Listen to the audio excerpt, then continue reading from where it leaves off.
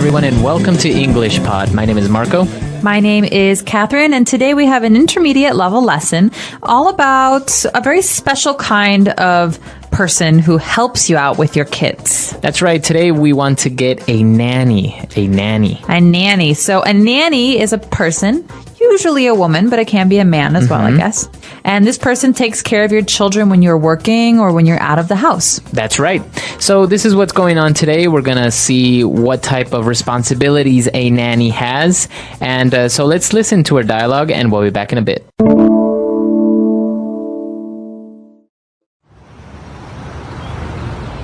Hey Mal, are you up for some tennis today? Sorry, I can't. I have to go to work, pick up Jake and Maddie from school, and make them an afternoon snack, then take Jake to soccer practice and Maddie to dance class. You sound exhausted. Maybe you should hire a nanny to help you out. She can pick the kids up and take them to their after-school activities.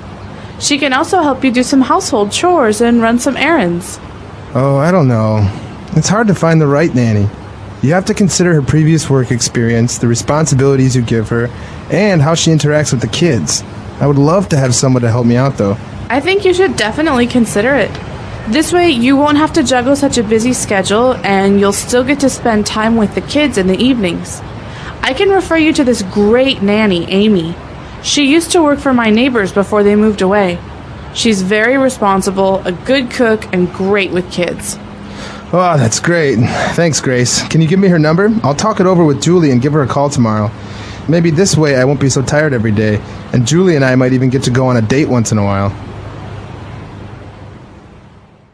All right, we're back. So now let's take a look at some key words on language takeaway. Language takeaway. So, as you said, Marco, we don't just find a nanny, we hire a nanny. So what does the word hire mean? Okay, so we have the verb to hire someone, and that means to get someone to work for you, and you pay them obviously money in exchange for their services. Okay, so this is different from finding a job for someone, because I could find a job for someone, but maybe that job is at a restaurant. But when I hire someone, that means I want that person to work for me or for my company. That's right. So in this case, obviously, we are not a company. We are just a couple of people who are looking for a nanny. So we need to hire a nanny. We need to get her to work for us. And obviously, you would pay her a salary. All right. So when you pay her a salary, you also have some expectations about what the nanny will do. So one of those expectations is that the nanny will take the children to their after-school activities. That's right. So this is a phrase, if you will, or a type of thing that happens after school. So usually children, when they finish their classes, they have some things that they can do at school, like, for example, sports. That's right. So this is very common in America, but not so common in other parts of the world. So just to explain, if your child is in high school or middle school, after school is over, there's no more class, your child might want to play soccer or to go to art class. And these are things that you do at the school, but it's usually considered an activity, not a class. And so we call these after-school activities. That's right. So these activities are usually for recreation. They're not really part of the curriculum. It's not a class. No, you don't get marks or grades for these. These are just for fun, you know. A lot of people work, and so they need to have these activities for their kids to stay at school until they finish working. That's right.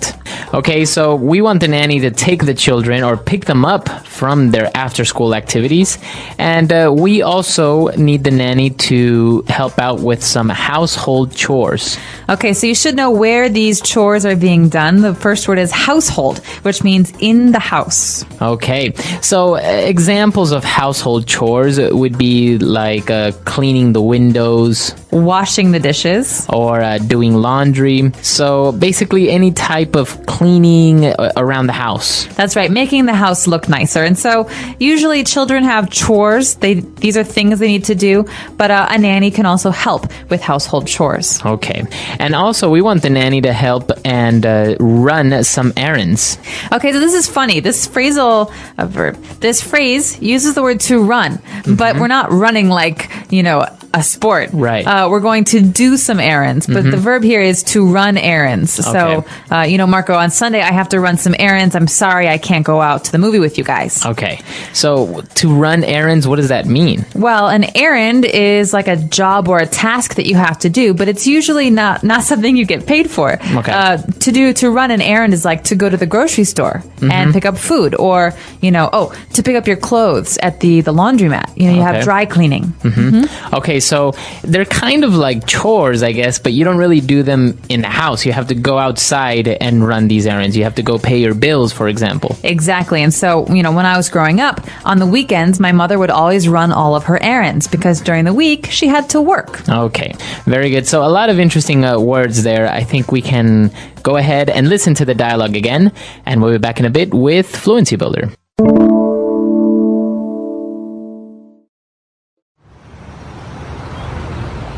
Hey Mel, are you up for some tennis today? Sorry, I can't.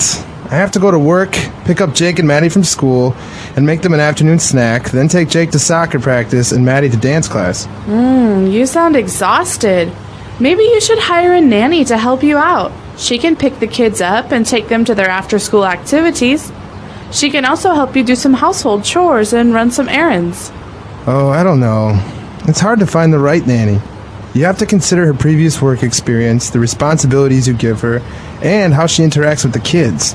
I would love to have someone to help me out, though. I think you should definitely consider it. This way, you won't have to juggle such a busy schedule, and you'll still get to spend time with the kids in the evenings. I can refer you to this great nanny, Amy. She used to work for my neighbors before they moved away. She's very responsible, a good cook, and great with kids. Oh, that's great. Thanks, Grace. Can you give me her number? I'll talk it over with Julie and give her a call tomorrow. Maybe this way I won't be so tired every day, and Julie and I might even get to go on a date once in a while.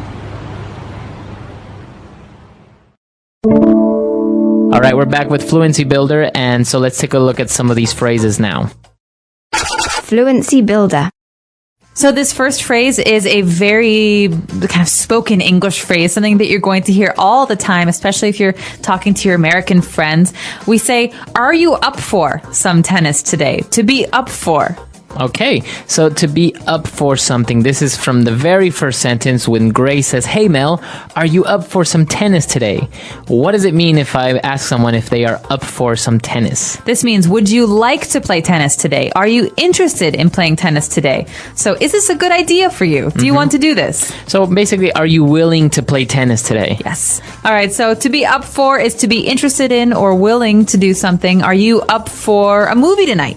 All right. Okay, or maybe you can ask your friend, are you up for grabbing a bite to eat later on? Absolutely, I'm hungry. So, to be up for is a good way to ask a question. After that, though, we have another phrase. This phrase is very important when you're trying to get someone to help you. So, how do we ask, "Can you help me?" In the dialogue, we saw how Mel said that it would be a great idea to get a nanny because she would love to have someone to help me out. So, to help someone out, to help me out.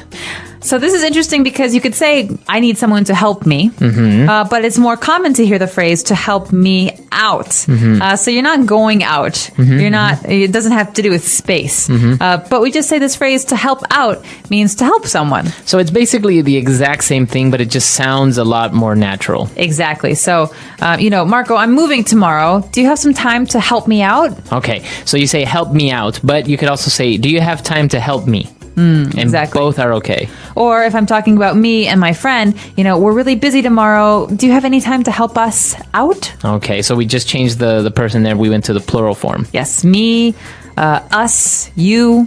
Okay, very good. Okay, and so for our last phrase, this is actually also very interesting when Grace was telling Mel that she's really busy and if she gets a nanny, she wouldn't have to juggle such a busy schedule. All right, so the key verb here is to juggle. Now, I wish I could show this to you guys, but as this is an audio podcast, I can't. What does the verb to juggle mean, Marco? Well, I don't know if you've ever seen clowns or at a circus where people have 3 balls and they throw them in the air with 2 hands, and they're basically throwing stuff in the air, sometimes balls or pins and stuff like that. Sometimes fire. So that's to juggle, basically to have many things in your hands and be able to move them. To move them them at the same time. All right. So when you're talking about a busy schedule, this means that you have lots and lots of things to do. It's important to be able to juggle your busy schedule. That means to handle doing many things at the same time. That's right. That's right. So another way to say this is because you're so busy right now, having a nanny will help you complete your tasks or, finish what you need to do. That's right. So you can also say the CEO of the company has to juggle a very busy schedule. All right. He has many, many things to do in general. That's right. Okay. So a lot of stuff. I think it's time for us to listen to this dialogue one last time, and we'll be back to talk a little bit more.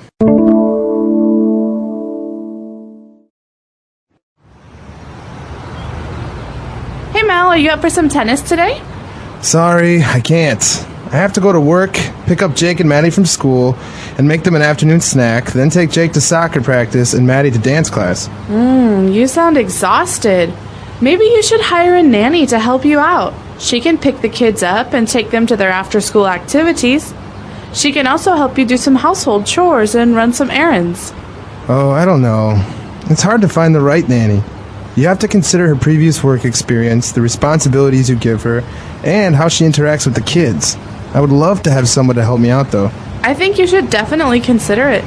This way, you won't have to juggle such a busy schedule, and you'll still get to spend time with the kids in the evenings. I can refer you to this great nanny, Amy. She used to work for my neighbors before they moved away. She's very responsible, a good cook, and great with kids. Oh, that's great. Thanks, Grace. Can you give me her number? I'll talk it over with Julie and give her a call tomorrow. Maybe this way I won't be so tired every day, and Julie and I might even get to go on a date once in a while.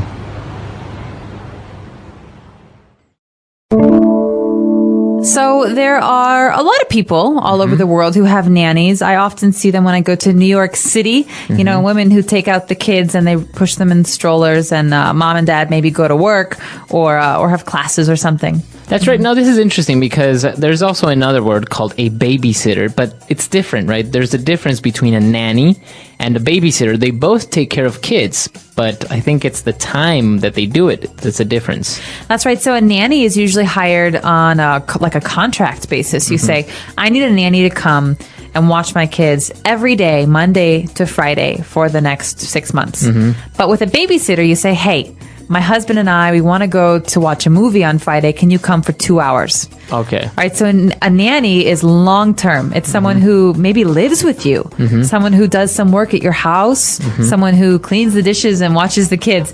But a babysitter just comes, once a month or just when you need her. That's right. Okay. So that's the main difference between a nanny and a babysitter. Now, as you said, they're very, very common nowadays because I guess it's not like before when women usually would stay at home and take care of the children. Now both parents usually work, and so more people are getting nannies. That's right. Although nannies can be very expensive, it depends where you live. And so for people who can't afford a nanny, if a nanny is too expensive, the baby will go to daycare. And that's actually like a place where many babies or children are together, and there's one teacher or one nanny who takes care of everyone. That's right. So it's an interesting topic. Maybe some of our listeners grew up with a nanny or had a nanny when they were growing up, or maybe you have kids of your own and you have a nanny now. Yeah, let us know. You should check our website out. We are englishpod.com. We hope to see you guys there. Okay, bye. Bye.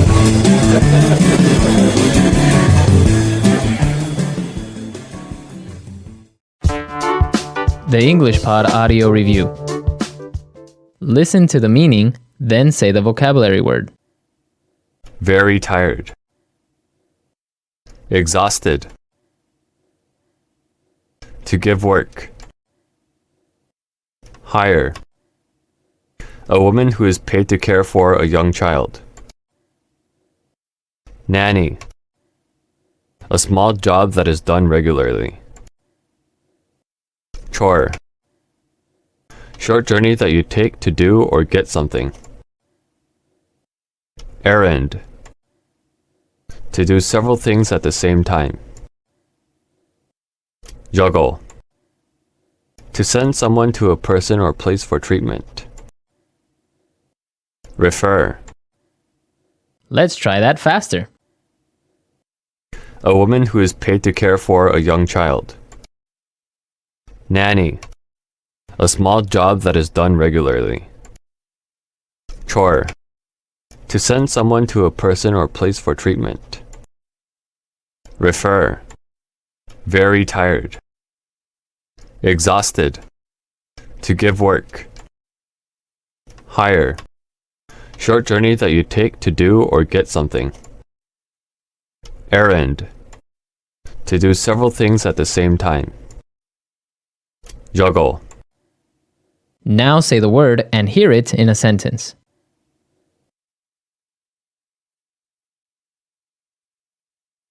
Are you up for some fun today? We're going to an amusement park.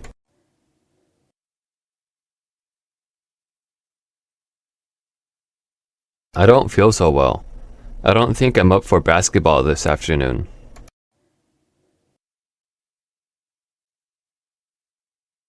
What do you want to do? I'm up for anything. I can't go out until I finish my chores.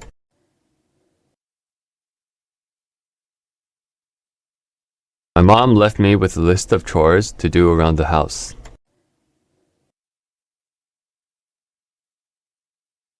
Very few children enjoy doing household chores.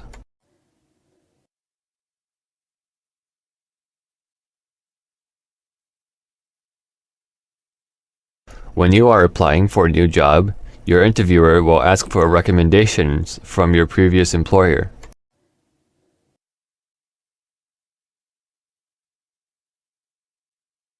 My parents are much nicer to Alex than they were to my previous boyfriend, Jared.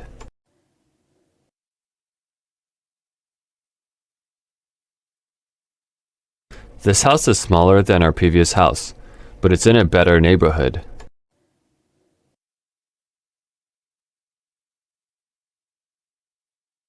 This job comes with a lot of responsibility. Are you sure you can handle it?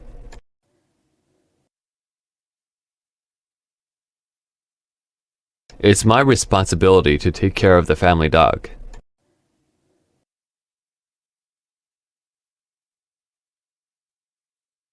Mark has a lot of responsibilities as president, but he does his job well.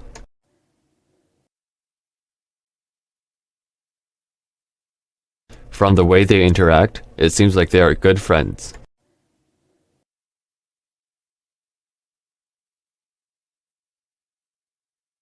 My schedule is so busy, I don't have much time to interact with my friends anymore.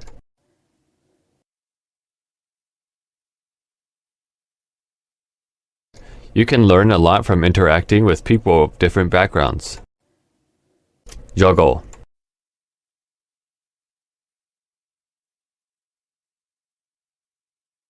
Cindy has to juggle work, school, and taking care of her son, Daniel. Juggle.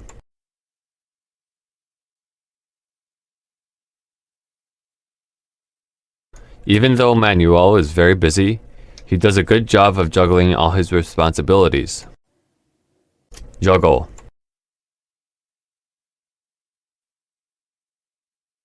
Every day at work, Laura juggles many different tasks.